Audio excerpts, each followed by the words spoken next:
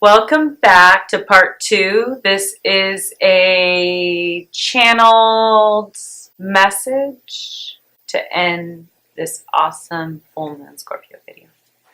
We are all in union. So it depends, like so we're all on different timelines, right? We're all on different timelines with our growth, with our awakenings as well. Like I went through a lot of ascension and upgrades in 2017 where like I was just tired and exhausted all the time. There were so many energies coming in that it was really hard for me. So I was taking baths, I was sleeping a lot. So if you're finding that you're getting a lot of like sinus, headaches, throat, even like upset stomach problems, these are all signs that your body's trying to integrate this new energy. So yeah, God's not going to create like all this energy to be on all of us all at once because we need to run things, you know? So we're all kind of on our own timeline. I have not been getting any of the physical things. I think I purged and I integrated that within my body. Sometimes I will feel little things, but it wasn't as bad as like 2017, 2018. For my wave of twin flames and my people that are also on the same timeline as me, we're in union as far as like we are totally balanced. Our masculine and feminine energies have finally balanced. And now we're mirroring that with our twin flame. Like it's like total balance and harmony. And we kind of know in the direction that we want to go. And we're doing that work and making it happen regardless of like any kind of physical communication. I feel that when you are completely balanced and in union within, you feel a sense of freedom and purpose and excitement and celebration and an enjoyment of the highs and the lows that you've had to go through to get where you are now. Because it takes a lot of work, a lot of facing one's ego, a lot of smashing the ego, you know, a lot of opening the heart, opening the throat, opening the third eye to create this forward movement. And we all have our highs and we all have our lows. It's about enjoying every aspect of your physical journey here on Earth. That counts. And it all pays off. With Saturn conjunct the South Node, with Pluto, so Saturn and Pluto are traveling together.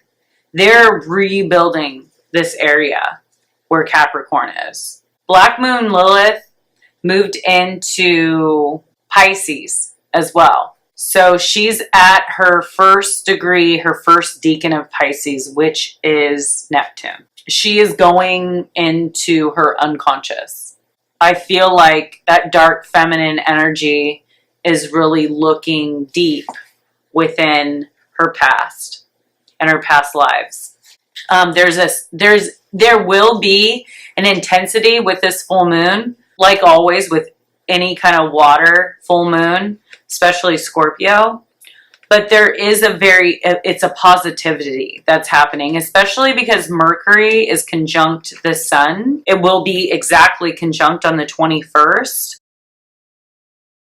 And that is bringing the lightness and the creativity and the communicativeness and the like, I just want to be out and connect with my friends and art and my kids. Mars is sextiling Venus, which is another, beautiful dance between the masculine and feminine. The feminine is feeling very liberated and feeling very eccentric and excited because Uranus is sitting with her. So she's getting all like riled up and, you know, really to take on anything. The feminine's feeling really strong, and looks like Juno, Jupiter's wife, is coming up to the North Node in Cancer, figuring out like what exactly do we consider our home? Like, what is it if you're single, or if you're, you know, not coupled or committed? Or Juno is like a marriage asteroid, but to me it's a union. So what is it that you would like to see in a union, you know, and really mirroring that, because we must be what we desire in our relationships, partnerships, including our friends. They say the bird of the feather flock together for no reason. It's because you attract alike frequencies. And so if you don't like who your friends are, you don't like how your relationship or your boyfriend or girlfriend or husband or wife, then it's time to take a look inside the mirror and start making some changes within yourself. So this full moon is deep. We are integrating a lot of the energy that had happened back in April. We had, I don't know if you guys heard, but there was a huge meteor that hit Russia. And it actually sent a lot of people to the hospital. There was broken glass. They had this huge sonic boom. It was really loud. And I think it was the broken glass, I think, was even at a school.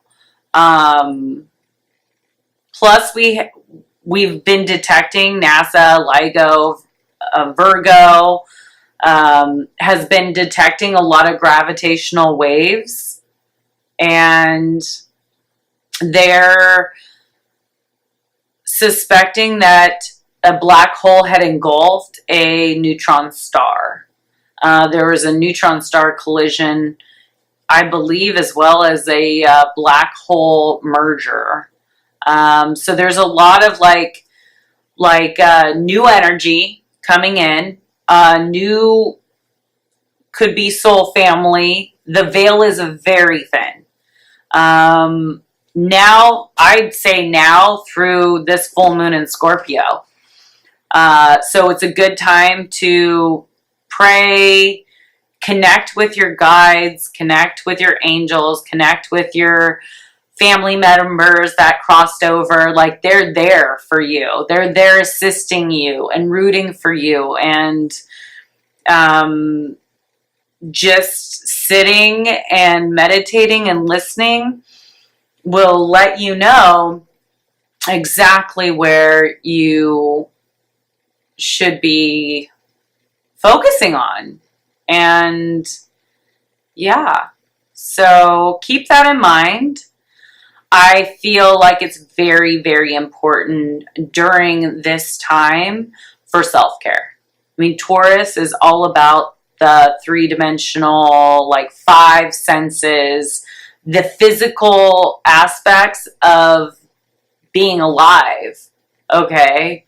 Pluto is more of like the unseen. It's our spirit. It's our unconscious. Could be our past lives. It could be, you know, anything that we don't see. And then Taurus is like the physical, like what we see, what we hear, what we feel, what we taste. And so, like, of course, we're all wanting to probably go out to eat more and like have those self-care, like massage and like eating good food and drinking good wine and taking our baths and, you know, painting our nails and just like anything that involves that. Listening to good music, lighting candles. I have my candle lit. Like, love my candles. Like, I am a huge candle girl. I have my incense lit. So like all of this has to do with self-care. And self-care has to do with your value. If you don't self-care, you might not be valuing yourself. And that's essential to being a helper to others. Like, we can give. We deplete ourselves. We have nothing more to give. So the more that we can give to ourselves, the more that we can give to others. And so that's important. As well as if you are a mother, you know this. You have to have that time where you have a break. Otherwise, if you don't have a break, you break down. So, all right, guys. I hope that this full moon reveals something beautiful. And I also hope that if it isn't so beautiful, that you understand that it is the universe's way of closing a door because there's a much better, bigger door opening for you that you might not see. So just trust that the universe and God has your back, and you are where you're supposed to be doing what you're supposed to be doing at the time that you're supposed to be doing it. So with that being said, I wish you the best. Your Lucid Living Coach. Thank you for subscribing, liking, and sharing my videos. And you can click my links below if you'd like to book your first 20-minute session with me for free and your first hour for $25. This is a special for my new clients that just would like to talk. And I'm here for you if you're going through anything. I help with anyone that's going through grieving process, and if you just need some clarity on where your next direction is, if you're at a crossroad, a death and rebirth, I am very talented at the transformational coach aspect of things, and I would love to help. So click my link below. You can send me a message. And I wish you guys well, dreamers. Keep on dreaming and live the lucid living life. All right, guys. Peace out.